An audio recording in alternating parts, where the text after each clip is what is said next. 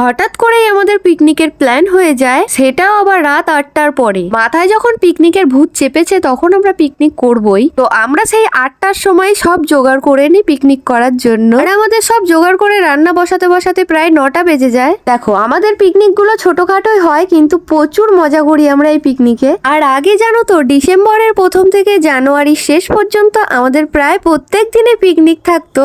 আর ওই প্রত্যেক দিন পিকনিকের জন্য যে কত বকা খেয়েছি বাড়িতে। দেখো, আজকে আমরা পিকনিকে এই 4জন ছিলাম, কিন্তু 4জনের মধ্যে কেউই ঠিকভাবে রান্না করতে পারে না। প্রত্যেকবারের মতন অতিরিক্ত সাহস নিয়ে 4জন মিলে লেগে পড়েছি আজ পিকনিক করব। আর এদিকে আমার পরোটা বেলা দেখে সবাই তো হা হয়ে গেছে। আর এই বেলাবেলি করতে করতে অনেক রাত হয়ে যায় আমাদের। রাত হচ্ছে হোক, কিন্তু আমাদের ফাজলামি বন্ধ হয় না। শেষমেশ আমি ভালো করে বেলে দিই, আর ওদিকে আমার বান্ধবী তাড়াতাড়ি করে ভেজে নিচ্ছিল। তাড়াতাড়ি হবেটা কি করে, প্রথমে একটা যে ভাজা হলো হাবাইতার মতন এরকম খেতে শুরু করে দিল। আমি যাও একটু ভাগে পেয়েছিলাম সেটাও নিয়ে খেয়ে নিল। ফাইনালি অনেক রাতে আমাদের রান্না একেবারে কমপ্লিট হয়। তারপর আমরা তাড়াতাড়ি খেয়ে একে সব মাছতে দিয়ে দিই, কারণ ও কোনো কাজ করেনি।